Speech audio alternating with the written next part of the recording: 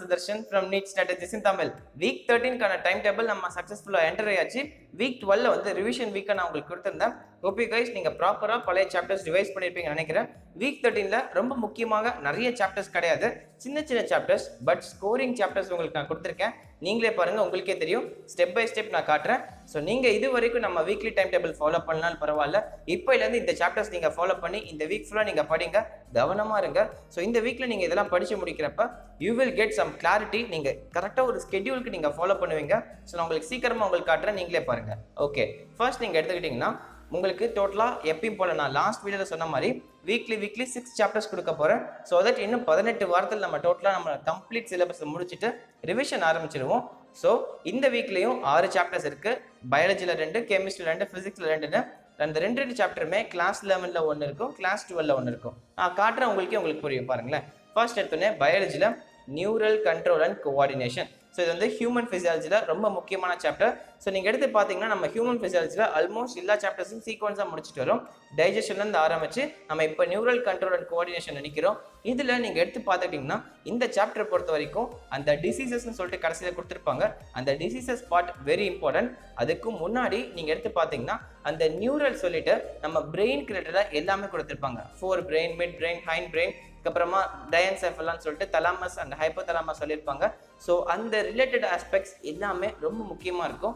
இன்னொன்று உங்ககிட்ட கேட்டுங்களா, இது ஆல்ரெடி இந்த சாப்டர் நீங்கள் ஒரு தடவை படிச்சிருக்கீங்கன்னா you tell me what is corpora quadrigemina. இதை நீங்கள் கீழே எக்ஸ்பிளைன் பண்ணுங்க, உங்களால் முடிஞ்ச நீங்கள் சொல்லுங்க. ஆல்ரெடி படிச்சிருந்தீங்கன்னா வாட் இஸ் கார்போரா குவாட்ரிஜெமினா. அதே சமயம் இன்னொரு சமயம் லிம்பிக் சிஸ்டம்ல இருக்க 2 முக்கியமான காம்போனன்ட்ஸ் என்ன. ஸோ இந்த 2 கொஸ்டினுக்கான ஆன்சர் நீங்கள் கமெண்ட் செக்ஷனில் லீவ் பண்ணுங்க. ரொம்ப முக்கியமான விஷயம் இது. எய்தர் நீங்க நியூரல் கண்ட்ரோல் கோஆர்டினேஷன் ஆல்ரெடி படிச்சிருந்தீங்கன்னா okay fine. So neural control கோஆர்டினேஷன்ல நான் சொன்ன இந்த பேஜ் ரொம்ப முக்கியம்.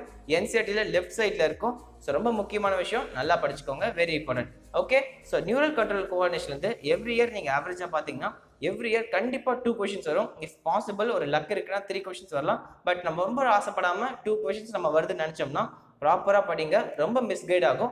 நிறைய கொஷின்ஸ் வந்து இந்த ஆப்ஷன் இருக்க மாதிரி இருக்கும், பட் வேற ஆப்ஷன் இருக்கும். ஸோ ப்ராப்பராக நிதானமாக நீங்கள் படிச்சிங்கன்னா ஈஸியாக கரெக்ட் பண்ணிடலாம். நியூரல் கண்ட்ரோல் அண்ட் கோஆர்டினேஷன் என்சிஆர்டியில் படிங்க. அவுட் ஆஃப் என்சிஆர்டி பெருசாக இது வரைக்கும் கேட்டதில்ல, என்சிஆர்டி தாராளமாக படிக்கலாம் இந்த சாப்டர் பொறுத்த வரைக்கும். நெக்ஸ்ட் நம்ம போகலாம். ஐ ஹோப் உங்களுக்கு ஒரு கிளியர் ஐடியா கிடைச்சிருக்குன்னு நினைக்கிறேன். Next the second chapter is from class 12 biology, human reproduction. Human reproduction எடுத்துக்கிட்டிங்கன்னா நீங்கள் கண்டிப்பாக படிக்க வேண்டியது ஃபீமேல் ரீப்ரொடக்டிவ் சிஸ்டம், மேல் ரீப்ரொடக்டிவ் சிஸ்டம். அதில் ரொம்ப முக்கியமாக நீட்டில் ஃப்ரீக்வெண்ட்லி ஆஸ்க்டு கொஸ்டின் எடுத்து பார்த்தீங்கன்னா அந்த டியூபுலர் சிஸ்டம், மேல் ரீப்ரொடக்டிவ் சிஸ்டமில் அந்த டியூபியூல்ஸ் கனெக்ட் ஆகிருக்கு பார்த்தீங்களா, செமினிஃபரஸ் டியூபியூல்ஸ், அதுக்கப்புறமா ரீடேட் டெஸ்டிஸ் இருக்கும். ரீடேட் டெஸ்டிஸ்லேருந்து வாசா எஃபரன்சியா, அதுக்கப்புறம் எபிடிடைமஸ், வாஸ் டெஃபரன்ஸ். ஸோ இந்த இதுவும் கிளான்ஸ், இம்பார்ட்டண்ட்டான கிளான்ஸ் எதுன்னு சொல்லிட்டு ரொம்ப முக்கியமாக கேட்பாங்க மேல் ரீப்ரொடக்டிவ் சிஸ்டம்லேருந்து. And then after female reproductive system வந்து பெருசாக அதிகமாக கொஸ்டின்ஸ் கேட்டதில்லை. அதுக்கப்புறம் பார்த்தீங்கன்னா ஸ்பெர்ம்ஸ் வச்சிருக்கு. எத்தனை ஸ்பெர்ம்ஸ் வந்து இருந்தால் மொட்டிலிட்டி நார்மல் மொட்டிலிட்டியில் இருக்கணும், குட் ஷேப்பில் இருக்கணும். ஸோ அந்த மாதிரி ஒரு பர்சன்டேஜ் இருக்குது, நீங்கள் போய் பாருங்கள். 50%, 70% அந்த மாதிரி இருக்கும். So it is very important point NEET point of view பொறுத்த வரைக்கும். அண்ட் தென் ஆஃப்டர் தட் நீங்கள் எடுத்தீங்கன்னா ஸ்பெர்மடோஜெனசிஸ், ஊஜெனசிஸ். ஸோ அதை நீங்கள் தெளிவாக நம்பரிங் படிச்சிருக்கணும். டிப்ளாய்டு எது, ஹாப்ளாய்டு எது, எந்த ஸ்டேஜில் டிப்ளாய்டு ஆகுது, எந்த ஸ்டேஜில் ஹாப்ளாய்டு ஆகுதுன்னு சொல்லிட்டு அதை நீங்கள் பொறுமையாக என்சிஆர்டியில் இருக்க 2 டயக்கு கம்பேர் பண்ணி படிங்க. That is more then enough for human reproduction. At last அந்த சாப்டர் முடிக்கிறப்ப கொஞ்சம் கிளிம்சஸ் நீங்கள் பார்த்துக்கிட்டீங்கன்னா போதும், அந்த சாப்டர் நீங்கள் ஈஸியாக முடிச்சிடலாம். ரொம்ப கஷ்டம் கிடையாது, ஈஸியாக நீங்கள் பண்ணிடலாம். ப்ரொவைடட் நீங்கள் படிக்கிறப்ப தெளிவாக இருங்க, அந்த நம்பரிங்கில் கரெக்டாக போடுங்க. அந்த நம்பர் ஆஃப் ஸ்பெர்ம்ஸ் கேட்பாங்க, ஸ்பெர்மட்டோகோனியா வரும். 3 டெஃபினேஷன் இருக்குது, ஸ்பெர்மியேஷன், ஸ்பெர்மட்டோஜெனசிஸ் அண்ட் ஸ்பெர்மியோஜெனசிஸ். ஸோ இது 3 இருக்குது, மறுபடியும் சொல்கிறேன். Spermatogenesis, spermiogenesis and spermiation. இது 3க்கான டிஃப்ரென்ஸ் தெளிவாக இருக்கவங்க ஈஸியாக நீங்கள் படிச்சிடலாம். Okay, so I hope human reproduction நீங்கள் தெளிவாக இருப்பீங்கன்னு நினைக்கிறேன். இதுலேயும் மோஸ்ட்லி 1 இயருக்கு வந்து 1 கொஷின் இல்லை மேக்ஸிமம் 2 கொஷின்ஸ் கேட்கலாம். அதுக்கு மேலே இதில் நம்ம எக்ஸ்பெக்ட் பண்ண முடியாது. ஸோ ஹோப் நீங்கள் ஈஸியாக படிச்சிடலாம். என்சிஆர்டியில் படிங்க, அவுட் ஆஃப் என்சிஆர்டி கேட்டதில்லை, பயப்படாமல் நீங்கள் படிக்கலாம். Okay, next we are going to physics. Physics பொறுத்த வரைக்கும் கிளாஸ் 12 ரொம்ப முக்கியமான chapter electro magnetic induction. So வந்து நம்ம ஃபிசிக்ஸில் ஆல்மோஸ்ட் நம்ம கிளாஸ் 12 நல்ல சாப்டர்ஸ்லாம் கவர் பண்ணிகிட்டே வரும். ஸோ பின்னாடி செகண்ட் பார்ட் புக்கில் முடிச்சிட்டோம். நியூக்ளியர், ஆட்டம், டியூவல் நேச்சர், செமிகண்டக்டர்ஸ் எல்லாம் முடிச்சாச்சு. ஸோ அதில் வந்து ஆப்டிக்ஸ் என்ன வச்சிருக்கு, அதுக்கு தனி வீக்கு நான் கொடுக்குறேன். ஸ்பெஷல் வீக்கில் நம்ம ஆப்டிக்ஸ் படிக்கலாம். இப்போதைக்கு இஎம்ஐ படிங்க. இஎம்ஐ முடிச்சுட்டு நம்ம நெக்ஸ்ட் வீக்கில் ஏசி படிக்கலாம். ஸோ எலக்ட்ரோ மேக்னெட்டிக் இண்டக்ஷன் இந்த வீக்கில் ஒரு முக்கியமான சாப்டர் நான் உங்களுக்கு கொடுக்குறேன். ஈஸி சாப்டர், பட் நீங்கள் அதை வந்து கொஞ்சம் இன்ட்ராக்டிவாக ப்ராக்டிஸ் நிறைய பண்ணிங்கன்னா மிஸ்டேக்ஸ் எல்லாம் தவிர்க்கலாம், நல்லா எழுத முடியும். ஸோ இஎம்ஐ பொறுத்த வரைக்கும் ப்ரீவியஸ் இயர் கொஷின்ஸ்க்கு நிறைய இம்பார்ட்டன்ஸ் கொடுங்க. பிகாஸ் அதில் இருக்கிற மாடலே வந்து ஒரு 5-6 மாடல் தான் இருக்குது. ரெப்பிட்டேட்டிவாக அந்த 5-6 மாடல் தான் திரும்ப திரும்ப கேட்டுட்டு இருக்காங்க. அதை தாண்டி எதுவும் வராது. பை டைம் நீங்கள் இஎம்ஐயில் ப்ரீவியஸ் இயர் ஜேஇ கொஷின்ஸ் போட்டு நீட் கொஷின்ஸ் போட்டிங்கன்னா ஈஸியாக கிராக் பண்ணலாம் electromagnetic induction. Okay guys, so next we are moving ahead for the class 11ல் ஃபிசிக்ஸில் இருக்க ஒரு சாப்டர் பார்க்கலாம். தட் இஸ் ஆசிலேஷன்ஸ், இன்னொன்று எஸ்ஹெச்எம் அப்படின்னு சொல்லுவாங்க. ஓகேங்களா? ஸோ நான் வந்து என்னோட ப்ரிப்பரேஷனில் ஆசிலேஷன்ஸ் படிக்கல. அன்ஃபார்ச்சுனேட்லி என்னோட ஸ்கெடியூல் படி எனக்கு நான் படித்த போர்ஷன்ஸில் வந்து ஆசிலேஷன்ஸ் நான் ஸ்கிப் பண்ணேன். பட் நீங்கள் மறக்காமல் படிச்சிருங்க. இந்த ஆசிலேஷன்ஸ் சாப்டர்லேருந்து ஈஸியான கொஷின் தான் வரும். நீங்கள் வந்து ஒன்ஸ் இந்த சாப்டர் நல்லா படிச்சிட்டிங்கன்னா ஈஸியான கொஷின் தான் கேட்பாங்க. ரொம்ப டிஃபிகல்ட்டாகவும் எரர் பண்ணுற மாதிரி கொஷின்ஸ் இருக்காது. டைரக்ட் ஃபார்முலா பேஸ்ட் கொஷின்ஸ் வந்து ஆசிலேஷன்ஸில் அதிகமாக கேட்பாங்க. ஸோ அதை மனசில் வச்சுக்கிட்டு கரெக்டாக ப்ரிப்பேர் பண்ணிங்கன்னா நிறைய ப்ராக்டிஸ் வேணும் ஆசிலேஷன்ஸ்க்கு. நீங்கள் இஎம்ஐக்கெலாம் அவ்வளோ ப்ராக்டிஸ் பண்ண அவசியம் கிடையாது, கொஞ்சம் ப்ராக்டிஸ் பண்ணால் போதும். பட் ஆசிலேஷன் சாப்டரை பொறுத்த வரைக்கும் நிறைய நீங்கள் ப்ராக்டிஸ் பண்ணிங்கன்னா நல்ல மார்க்ஸ் ஸ்கோர் பண்ணலாம். ஸோ மனசில் வச்சுக்கிட்டு ஆசிலேஷன்ஸ் கொஞ்சம் பொறுமையாக நிறைய டைம் கொடுங்க. It's worth it. கண்டிப்பாக ஒரு கொஷின் ஃபிசிக்ஸ்லேருந்து கேட்டுருவாங்க. ஸோ அதனால் அதுக்கு டைம் கொடுக்கலாம், படிக்கலாம். வேவ்ஸ் நீங்கள் படிக்கிறீங்களோ இல்லையோ ஆசிலேஷன்ஸ் நல்லா படிச்சுக்கோங்க. ஸோ உங்களுக்கு பிடிச்சிருக்கேன் நினைக்கிறேன். ஒரு கொஷின் கண்டிப்பாக வரும், prepare it accordingly.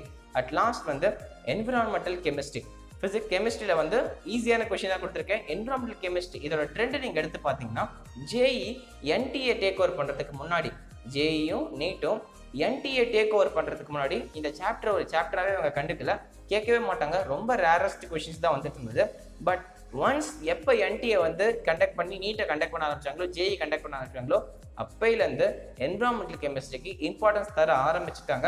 That two especially வந்து அந்த ஆக்சிஜன் வச்சு வரும், அந்த ஓசோனை டெப்ளீட் பண்ணுற அந்த 4 சப்ஸ்டன்ஸ் இருக்கும், அதை வச்சு வரும். Methane, carbon di oxide something அந்த மாதிரி இருக்கும். நெக்ஸ்ட் வந்து ஃப்ளூரைட் வச்சுன கொஷின்ஸ் வரும். ஸோ இந்த 3 கொஷின்ஸ் ப்ரிடாமினெண்ட்டாக கேட்டுகிட்டே இருக்காங்க. கவனமாக என்சிஆர்டி லைன்ஸை பொறுமையாக படிங்க, நோட்ஸ் எழுதி வச்சுக்கோங்க. இந்த நோட்ஸ் வந்து நீங்கள் மல்டிபிள் டைம்ஸ் ரிவைஸ் பண்ணுற மாதிரி இருக்கும். ஒவ்வொரு இதையும் இப்போ என்சிஆர்டி படிக்கக்கூடாது. என்விரான்மெண்டல் கெமிஸ்ட்ரி பொறுத்த வரைக்கும் அந்த நோட்ஸ் எழுதிட்டு அந்த நோட்ஸை நீங்கள் ப்ரிப்பேர் பண்ணிங்கன்னா ரொம்ப ஈஸியாக முடிச்சிடலாம். ஒரு சின்ன மினியாக ரெட் பண்ணுங்க, ஒரு பேஜுக்குள்ளே முடிக்க ட்ரை பண்ணுங்கள். 5-6 பாயிண்ட் தாங்க ரொம்ப முக்கியம் அந்த சாப்டரில். என்னால் முடிஞ்சால் நான் எழுதுன நோட்ஸ் நான் ஷேர் பண்ண ட்ரை பண்ணுறேன். பட் இப்போ அவைலபிளாக இருக்குது, நான் தேடி பார்த்து உங்களுக்கு ட்ரை பண்ணுறேன். என்விரான்மெண்டல் கெமிஸ்ட்ரி பொறுத்த வரைக்கும் என்சிஆர்டி நீங்கள் ஃபுல்லாக படித்து எழுதுனீங்கன்னாவே தாராளமாக போதும். Okay, and then at last chapter is electro chemistry. இந்த 6 சாப்டர்லையும் இன்னைக்கு நான் இந்த வீக்கில் கொடுக்கறதே ஸ்டார் சாப்டர்னா எலக்ட்ரோ கெமிஸ்ட்ரி தான். இதை நீங்கள் நல்லா படிக்கணும். அதனால தான் மற்ற 5 சாப்டர் வந்து கம்பேரிட்டிவ்லி ரொம்ப டிஃபிகல்ட் கிடையாது, ஈஸியாக தான் கொடுத்துருக்கேன். ஆவரேஜ் டு மீடியம் டிஃபிகல்ட்டி தான். ஸோ எலக்ட்ரோ கெமிஸ்ட்ரிங்கிறது கண்டிப்பாக ரொம்ப முக்கியமாக இருக்கும். ரெடாக்ஸ் ரியாக்ஷனோட கண்டினியூட்டி தான் எலக்ட்ரோ கெமிஸ்ட்ரி. ஸோ அதுக்கு என்சிஆர்டியில் இருக்க இன்டெக்ஸ்ட் கொஷின்ஸும் புக் பேக் கொஷின்ஸும் மஸ்ட். நீங்கள் யார் சொன்னாலும் சரி, என்சிஆர்டியில் இருக்க புக் பேக் கொஷின்ஸும் இன்டெக்ஸ்ட் கொஷின் நீங்கள் போட்டே ஆகணும். நீங்கள் என்ன வீடியோஸ் பார்த்தாலும் சரி, எது பண்ணாலும் சரி, என்சிஆர்டியில் இருக்க எலக்ட்ரோ கெமிஸ்ட்ரியில் இருக்க சம்ஸ் போட்டுருங்க. அதை நீங்கள் போட்டு முடிக்கிறப்பவே நீங்கள் நீட்டுக்கு ஜேஇக்கு ஆட்டோமேட்டிக்காக ரெடி ஆயிருவீங்க. ஃப்ளோவாக போடணும். இப்போ எக்ஸாம்பிள் கொஷின் 1 இருக்குன்னா டாபிக் 1ல் எக்ஸாம்பிள் 1 போடணும், அதுக்கப்புறம் 2 போடணும். அதே மாதிரி இன்டெக்ஸ்ட் கொஷின்ஸ் இருக்குன்னா 1, 2, 3 ஆர்டராக போடணும். ஸோ தட் நீ என்சிஆர்டியில் வந்து ஈஸி டு டிஃபிகல்ட் லெவலில் கொஷின்ஸ் கொடுத்துருப்பாங்க. நீங்கள் தியரி என்சிஆர்டியில் படித்தாலும் சரி, ஸ்டேட் போர்ட் புக்கில் படித்தாலும் சரி, ப்ளீஸ் இந்த டெக்ஸ்ட் சொல்யூஷன்ஸ் மட்டும் இந்த புக்கிலேருந்து பாருங்கள். இன்டெக்ஸ்ட் கொஷின்ஸ் நீங்கள் பாருங்கள், செம்ம எஃபெக்டிவாக இருக்கும். இட்ஸ் நாட் ஃபார் ஜஸ்ட் நான் சொல்கிறதுக்காக இல்லை, ரொம்ப முக்கியமான விஷயம். எலக்ட்ரோ கெமிஸ்ட்ரி நீங்கள் அது படிச்சிங்கனாவே போதும், தாராளமாக கிராக் பண்ண முடியும். அண்ட் அது முடிச்சதுக்கப்புறமா ஃபியூ ப்ரீவியஸ் இயர் கொஷின்ஸ் நீங்கள் பார்த்தீங்கன்னா you are get ready for electro chemistry. கண்டிப்பாக நீட்டில் வைக்கிற கொஷின் நீங்கள் ஆன்சர் பண்ண முடியும் ஈஸியாக வித்தவுட் கமிட்டிங் எரர்ஸ். ஸோ ப்ராப்பராக கால்குலேஷன் கற்றுக்கோங்க. லாகரிதமிக்லாம் நிறைய வரமா இருக்கும். அந்த லாக் வேல்யூஸ்க்குலாம் பேசிக் மேத்தமெட்டிக்ஸ் நாலேஜ் உங்களுக்கு இருக்கணும். அது இன்னும் நீங்கள் டெவலப் பண்ணணும்னா போயிட்டு வீடியோஸ் பார்த்து டெவலப் பண்ணிக்கோங்க. Log, natural log, division, multiplication கொஞ்சம் பேசிக்ஸ் தான் இருக்கும். அதை நீங்கள் படிச்சிங்கன்னா போதும், தாராளமாக எலக்ட்ரோ கெமிஸ்ட்ரி கிராக் பண்ணலாம். So these are the 6 chapters for this week 13. நல்லா படிப்பீங்கன்னு நினைக்கிறேன். All the best. படிச்சுட்டு எவ்வளோ சீக்கிரம் படிக்க முடியுமோ படிச்சுட்டு எனக்கு ரிப்போர்ட் பண்ணுங்கள். இந்த வீடியோக்கு நீங்கள் கமெண்ட் பண்ணுங்கள். ஸோ இதில் சாப்டர்ஸில் உங்களுக்கு எதாவது டிஃபிகல்ட்டி இருக்குன்னா நீங்கள் கேளுங்க. பெஸ்ட்டு வீடியோ எது பார்க்குறது, எந்த மாதிரி கொஷின்ஸ் பண்ணணும், இது உங்களுக்கு இல்லை டவுட்ஸ் இருக்குன்னா கண்டிப்பாக கமெண்ட்டில் கேளுங்க. I will try my level best to respond to it. அடுத்த வீடியோவில் இதுக்காக நான் கண்டினியூ சொல்கிறேன். Okay guys, so you guys enjoy this. I am Sudarshan signing off. Thank you all the very best. நல்லா படிங்க, நல்லா எக்ஸாமில் ஸ்கோர் பண்ணுங்கள். Thank you all, by.